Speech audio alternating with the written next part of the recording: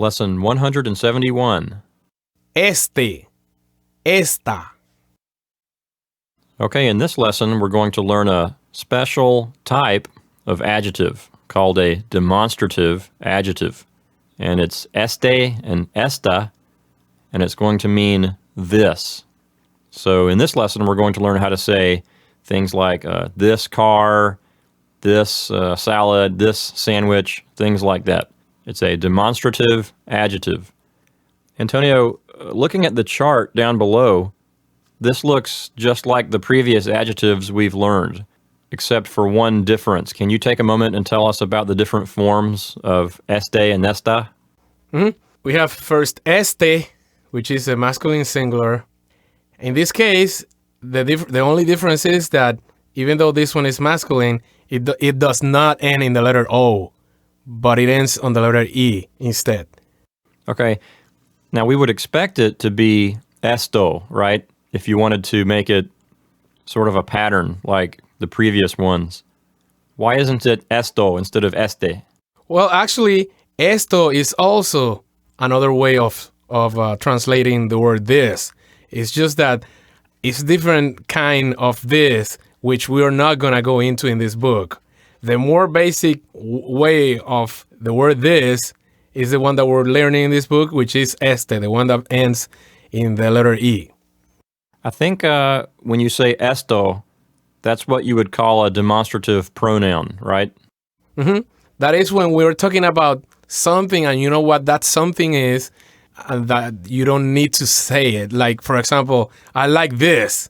And let's say you're holding a sandwich in your hand and you just tell somebody you're talking to, you tell them, man, I like this. And you just point at that sandwich, but don't say the whole thing, which is, I like this sandwich. If you just say, I like this, in that case, you will say esto with the letter O at the end. Right. In that case, you're using the word esto as a noun. Yes. So that's what you would call a demonstrative pronoun. Here we're using it as an adjective. We're saying this sandwich, this woman, this man. So in this lesson, we're sticking with what we would call demonstrative adjectives. So these are basically adjectives.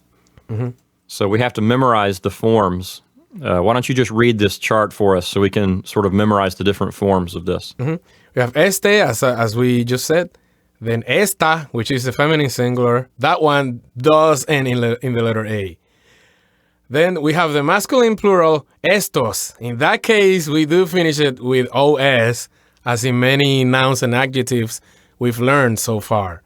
So estos, whether it's a demonstrative noun or a demonstrative adjective, it's always going to end in OS. And then the last one, estas. Okay, well, let's go through these examples here, more toward the top of the page. We have a couple of examples with este, which is the masculine singular form. We have este emparedado. The word emparedado is masculine and singular. So if we want to say this emparedado, we have to use este, right? So este emparedado means this sandwich. Both este and emparedado are masculine and singular. So those two words agree with one another in number and gender. And then we have este hombre. If we want to say this hombre, we have to use este because hombre is masculine and singular. So we need the masculine singular form of our demonstrative adjective. So este and hombre are both singular and they're both masculine. So we could say that they agree with each other in number and gender, right, Antonio? That's correct, Bill. And now for our feminine examples, we have esta ensalada. If we wanted to say in Spanish, this ensalada, we would have to say esta ensalada because we need the feminine form to go with the feminine noun ensalada. So esta and ensalada are both feminine and they're both singular. So we could say that they agree with one another in number and gender. And then the same thing with esta mujer. We have mujer, which is singular and feminine. So we need to have the singular feminine form, esta, to go along with it. So those two words also agree in number and gender. And Bill, and since we have the plural forms in this chart at the bottom of the page, let's take those same 4 examples we have in this page and make them plural, just for the sake of practicing. Okay, why don't you do that for us? Make this sandwich plural for us. Okay, the first example, if we want to make them plural, would be these sandwiches. So these, These, sandwiches would be estos sandwiches. Or estos emparedados. So emparedados is a male noun and plural. Well, we need estos, as we have down here in the chart. What about these men? How would you say these men? These men would be estos hombres. Hombres is the plural form of hombre, which is man, but the plural form is man, M-E-N. So estos hombres. Okay, what if we wanted to have some feminine plural examples? What about these salads? Okay, the plural equivalent to that in Spanish would be estas ensaladas. So estas, plural and feminine, match the plural and feminine noun. So estas ensaladas. Okay, good. What about these women? Okay, that would be estas, again, estas mujeres. The plural way of saying mujer is adding es at the end. So that would be mujeres, as we already know. And add the plural way of saying esta, which is estas. So, estas mujeres. So again, the main thing to remember is that the noun and the adjective that describes it, they must agree with one another in number and in gender, right? Correct. So no matter what happens, we have to remember that rule. Okay, let's take a look at our exercises together. In number 1, este carro means this car. Notice how both este and carro are masculine and singular. The verb es here means is, and muy nuevo means very new. So number 1 will say, this car is very new. In number 2, estos huevos means these eggs. Notice how estos and huevos are both masculine and plural. In other words, they agree with one another in number and in gender. The verb here is están, that goes along with the eggs, and muy viejos means very old.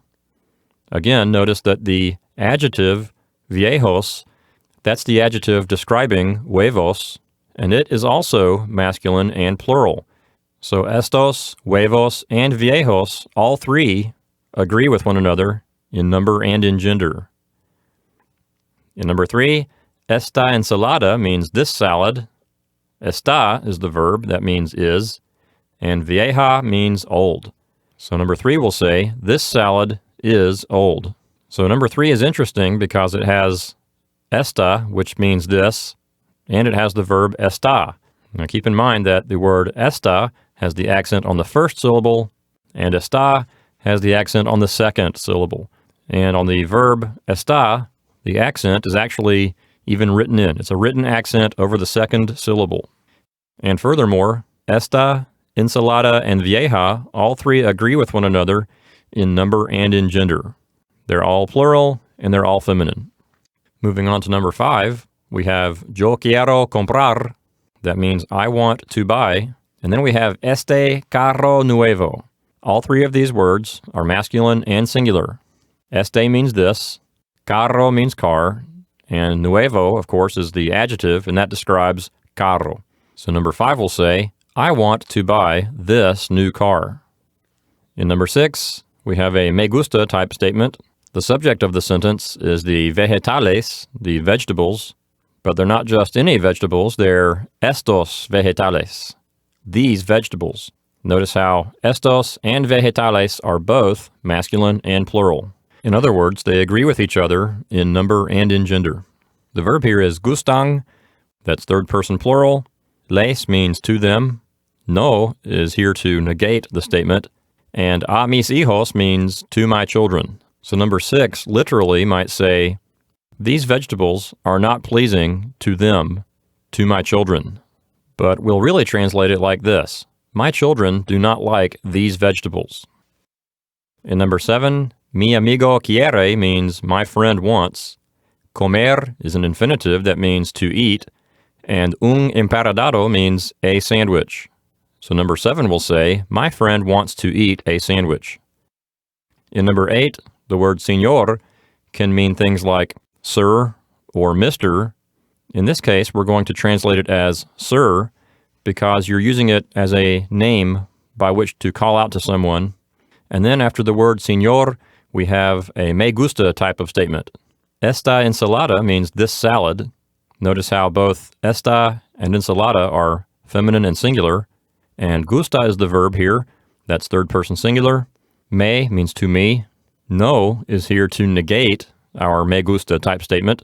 And then we have a mí, which means to me. So literally, number 8 might say something like this. Sir, this salad is not pleasing to me, to me. But we'll really translate it like this. Sir, I do not like this salad. In number 9, we have another me gusta type of statement. The subject of the sentence is the sandwiches, the emparedados de pavo. Of course, that means turkey sandwiches. Encantan is the verb, that's third person plural. Nos means to us, and a nosotros also means to us. So literally, number 9 might say something like this. The sandwiches of turkey are enchanting to us, to us.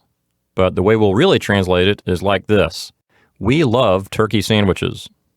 In number 10, we have a question. Bebes and tú, together those two words say, you drink.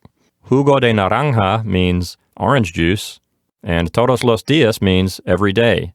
So number 10 will ask the question, do you drink orange juice every day?